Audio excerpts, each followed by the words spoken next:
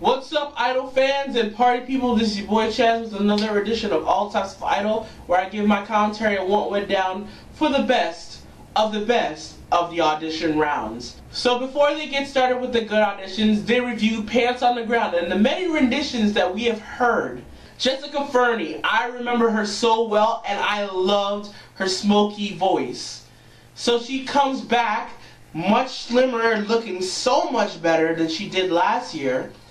And she sang one of the songs that Simon co-wrote called Footprints in the Sand. I think Jessica picked a clever song choice and she sang it well. I'm still in love with this girl's voice and I hope that she does make the top 24 because I think she was robbed last season.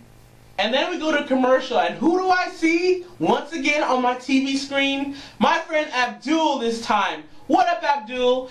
He was the guy in the blue shirt who sang pretty badly. But he made it to the judges. Well, I'm proud of him for making it to TV, but dude, you gotta work on your vocals. I already talked to you about that, so you know who to call. Next up was Amanda Scheckman, and is she trying to beat the next Katie Malloy? She has the same problems that Katie Malloy had in her audition. You know, she has personality when going into her Britney voice. I will say Katie did the Britney voice much better than Amanda. And then when she performs in her normal voice, it's like the lights went off and no one's home. I won't lie though, I like Amanda's normal voice rather than Katie's normal voice, but still, it's like the actress in her is not really feeling the song, just kind of acting out the emotions. And I'm sorry, but what does Posh Spice know about being dramatic? I did see Spice World. Trust me, that ain't dramatic. So Amanda makes it to Hollywood. You like me! You really like me! Next up, they showed a montage of all the people that bring in instruments to the auditions. But too bad that you can't use it in the first round. I wonder if beatboxing counts as an instrument too, because Jay Stone used it. Two contestants that had to leave the guitar behind was Lee DeWise and Crystal Borsox, and I hope I got her name right. Lee DeWise, love this cat's voice. He sang Ain't No Sunshine, and it was that grittiness and the raw vocal. One of the best male vocalists I've heard this season, and I'm glad that they saved him for last. Because I truly think that he's going to last long in this competition.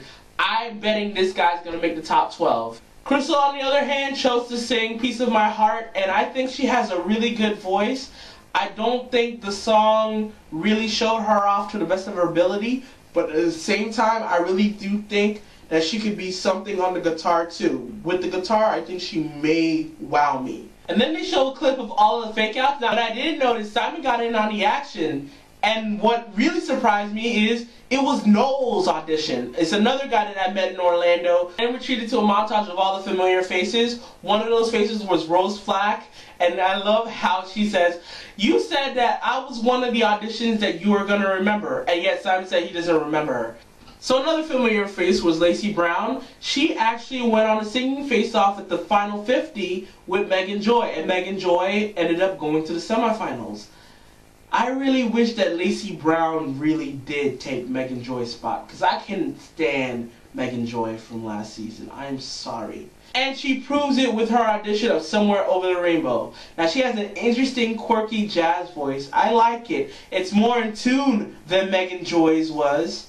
And I really think that she's going to go far this time because she did make the top 15 and got cut. So I really do think that she's going to make the top 24 this time around. Now, Stephanie Fisher is on her 7th time trying out for American Idol. And I bet by trying out, she means like going to the catacall and getting cut. This could be the first time that she's actually in front of the actual judges. So her idol is Posh Spice, and she's super excited that she's there to audition in front of her idol. She sang Fever, and I'm sorry, it was too burlesque, and then her notes were like shouty and sharp. I did not like it at all. And she blames it on Posh, of all people, so she turns around and sings Baby Love. She actually sung worse. I could tell Stephanie really isn't that bad, but I don't think she has any control over her voice. She needs to get over her nerves before she can become the next American Idol. Here's to number 8. Then they showed a montage of all the powerful 16-year-olds they have in the competition this year. First up was Rachel Hubbard, and her voice is good. She has breaks that remind me so much of Allison Irahita of last year. And everyone knows I'm a huge fan of Allison. So to her have those breaks, I'm like, yes! Thaddeus Johnson, when he belted out How Am I Supposed to Live Without You, instantly I thought, male Jennifer Hudson. Get it! Genesis Moore sang Carrie Underwood's I Told You So. Swoon, I love her voice too. Some really good 16-year-olds making it through. And another group of people that seem to do well on Idol are athletes. Remember Ayla Brown? She has a CD coming out. It's called Circle, so check that out. She was a basketball player, so she's an athlete. Then they showed a guy named Adrian Tedeschi, who's 17 years old, and he's 6'8", and he doesn't do football or basketball or anything. I would say try out WWE, because he has the size for it. But no, he's actually a swimmer. And he calls himself a manflower. Wow. Just wow. And it's not really that he has a bad voice. It's just the tone and the type of voice coming out of it is so strange. It seems to me he's one of those kids that got his junk cut off just so he can keep his high natural voice and he doesn't lose those high notes as he gets older because of puberty. That's what he sounds like. He sounds like a 10-year-old boy. A good 10-year-old boy, but it just doesn't match his image. Next up was Michael Lynch, and this dude is a personal trainer, and he's huge! Even bigger than me. I'm afraid of ever getting that big and muscular.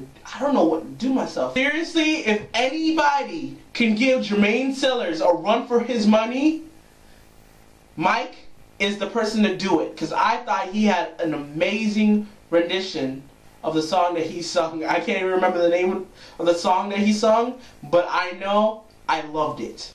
Now, excuse me while I try to hold it together, but Dee Dee Benami, every time I hear her name, I'm about to cry because this girl has lost her best friend, and I can truly identify what she's going through because I lost two best friends who I thought were going to be there to help me out, and, you know, a tragic thing happened, and it was very hard for her to hold it together, but she's saying, "Hey Jude," and I absolutely fell in love with her voice. It was like everything Brooke White, Megan Joy needed to be. And there's a hint of Alanis in her voice, which I thought make her very unique.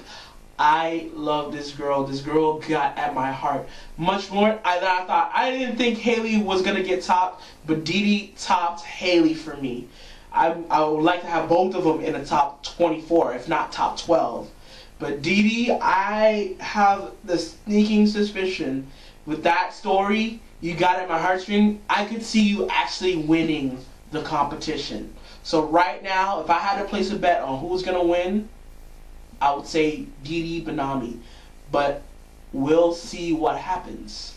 Next up was Aaron Kelly. Now, he auditioned in Orlando. I didn't get to meet the guy, but I was hearing about this guy, how he won the American Idol experience. That's something I want to go on one day. And even though I disowned him for singing The Climb, I gotta admit though, Aaron has a really good pop country voice, and he's 16. So there's no one really out in the market for a young 16-year-old boy that sings country. So I think this guy could be it. Just for that reason, I think he might make the top 24 because it is different. And I also get Kenny Chesney vibes down from what he's wearing and his look down to his voice. Next up was Kimberly Bishop, and she sang I Kissed a Girl by Katy Perry, and she is so lucky that she didn't perform this in front of Katy Perry, because Katy Perry would throw the coke in the face and rip her hair out. And by hair, I do mean the beaver hair that was covered with the American Idol sign. Just saying. Just saying. Sorry, I had to go there. Just saying. Next up was Shaddai Harris, and she's been waiting to audition. She's now 16. She looks like a pop star. She looks good. I was thinking, okay, she could be possibly good.